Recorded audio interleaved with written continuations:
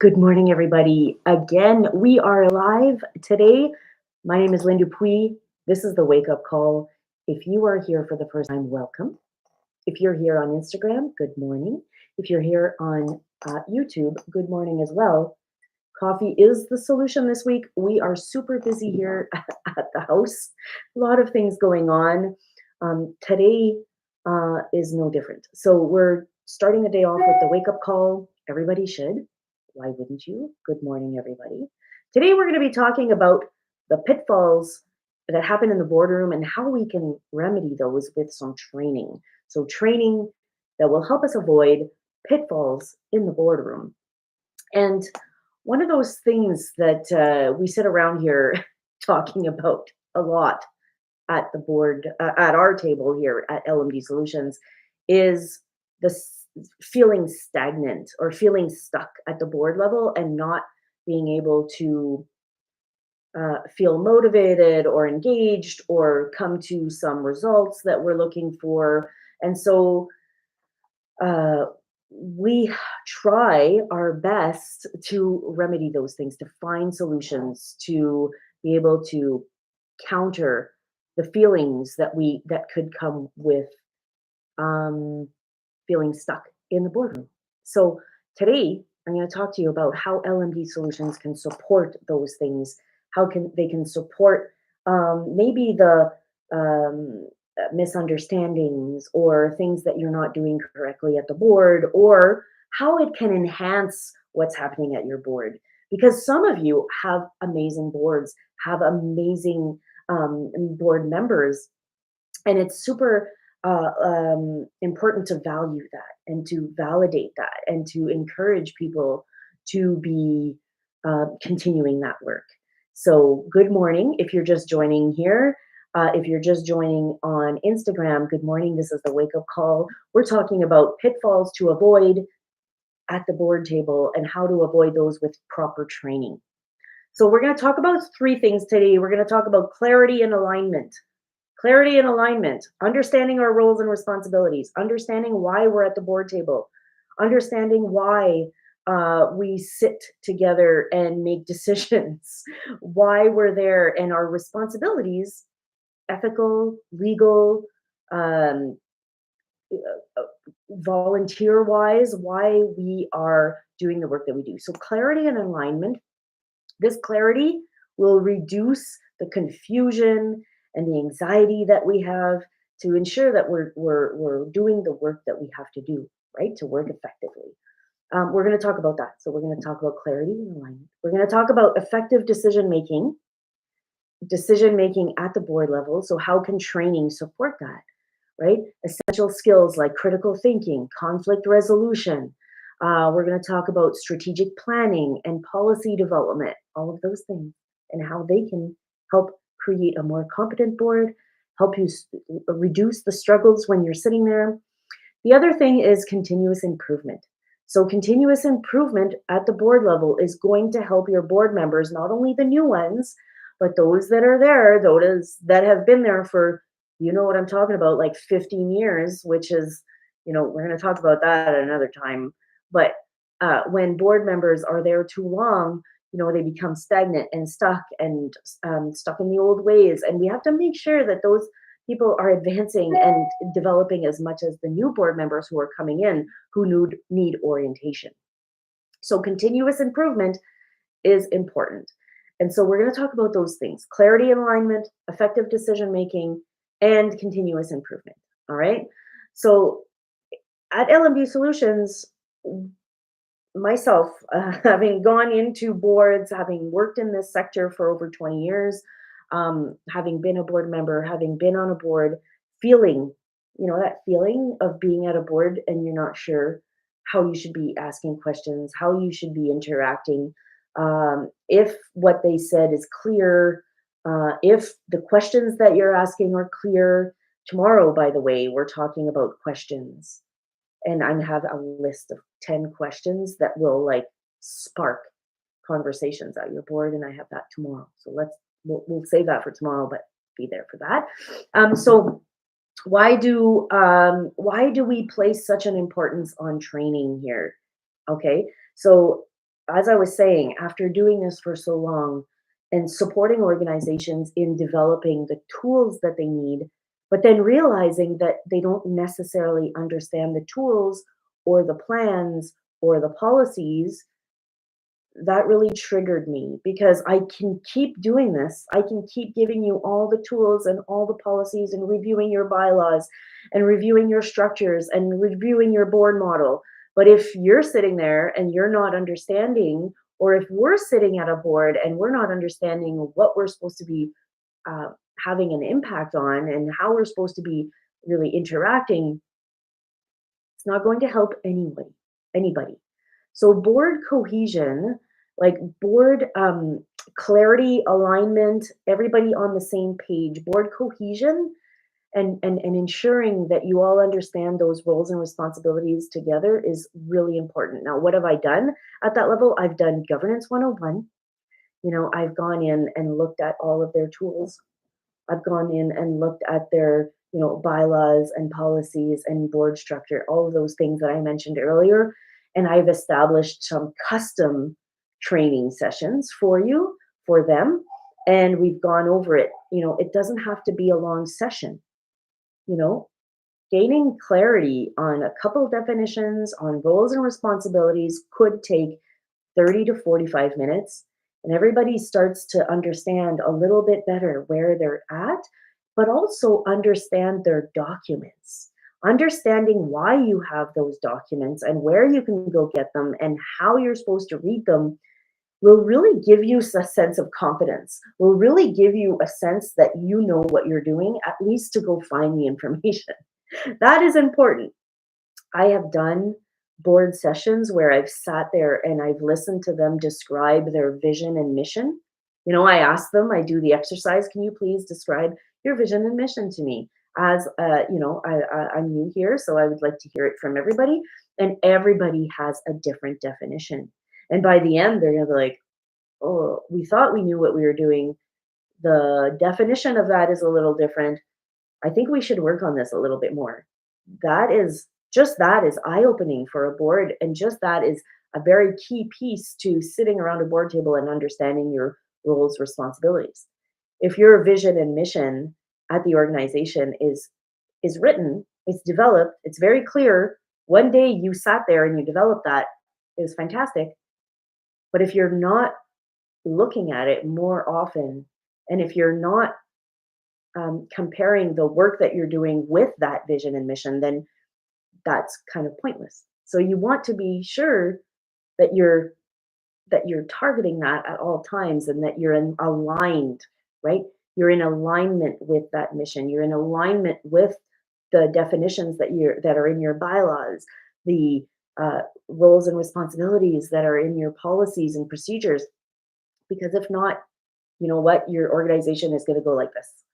You're going to go awry in you're going to be in that field somewhere else doing something else, which is doesn't mean that those things are not going to be productive.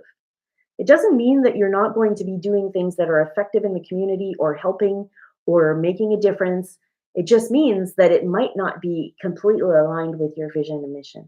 It might not be aligned with the things that you said at the onset that you were going to do. So that is number one.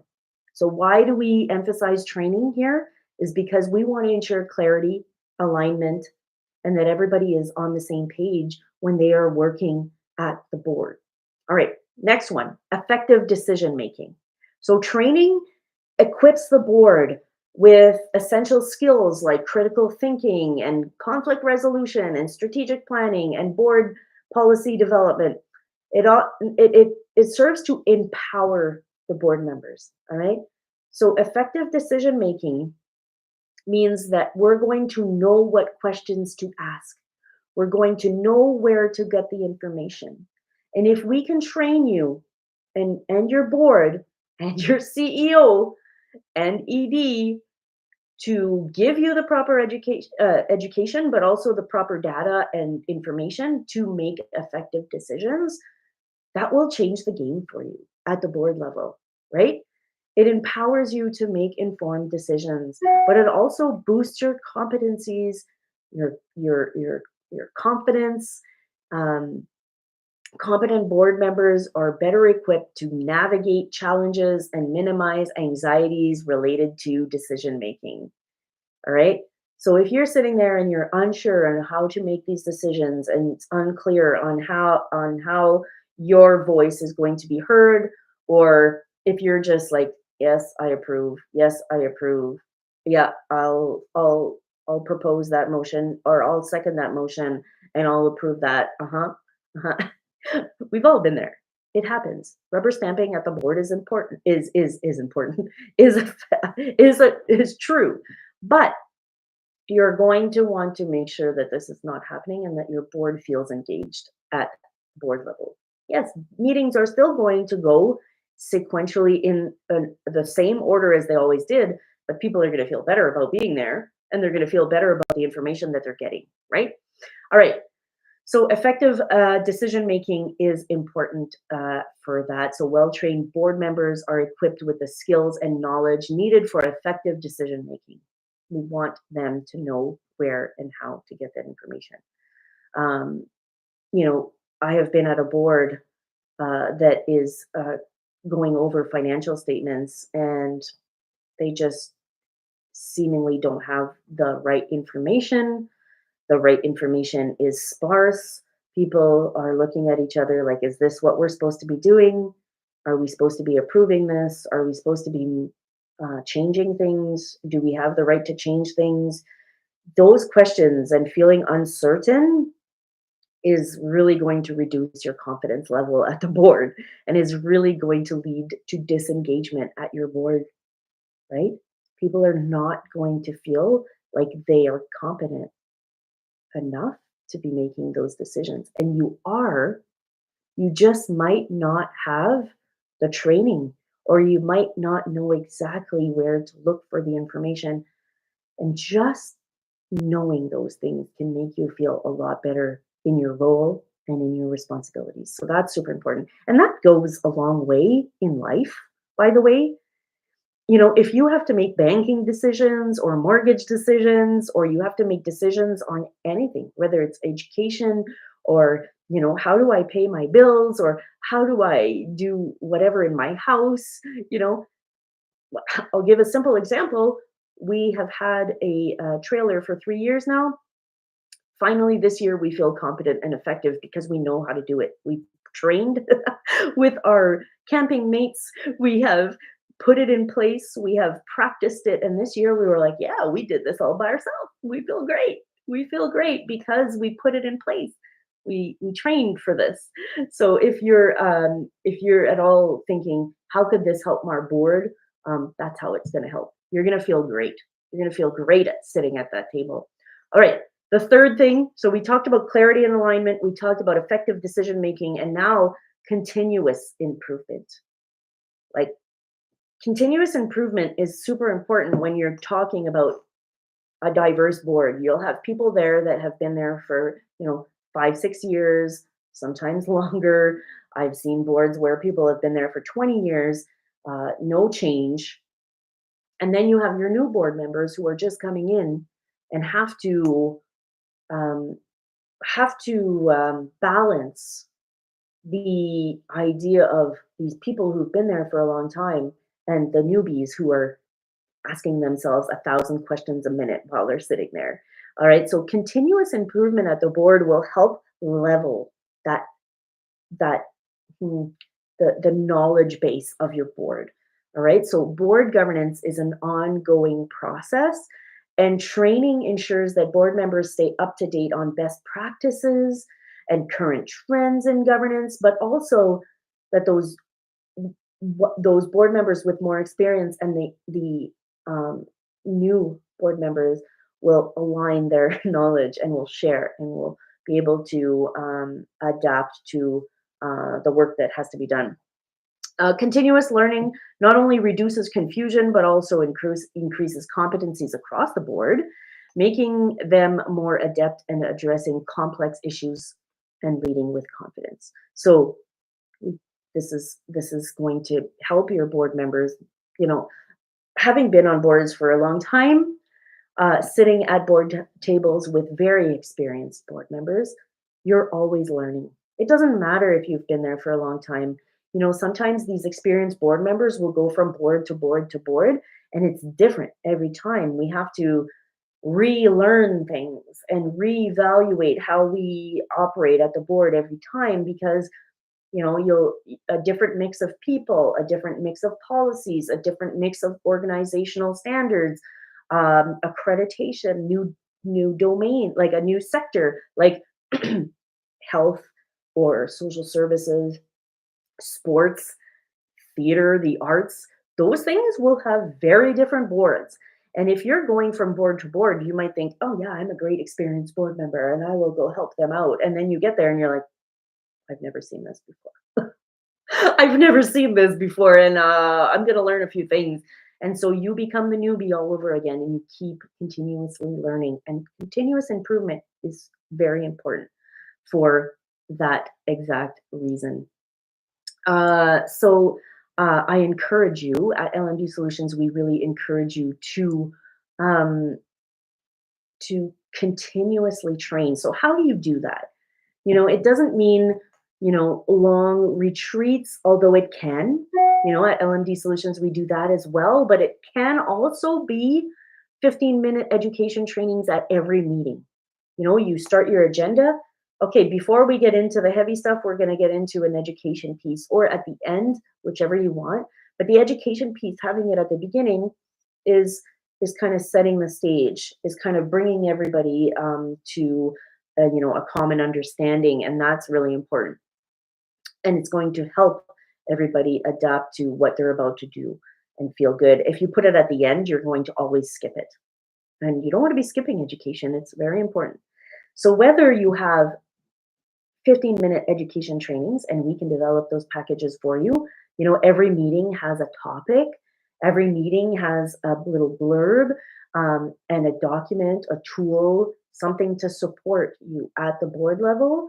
Or if you wanted to have us there in person, I could go and do some education there. You can also have like longer pieces, like an hour session with your board to support, Governance 101, have an overview in September, Getting in with new board members after your AGM in the summer, getting in September, putting everybody on the same page with some training, of maybe an hour long, going over your bylaws, going over your policies, why you're here, what's a conflict of interest, what is a policy, what are your financial statements, what are we looking for, what's your role, what's your responsibility, all of those questions.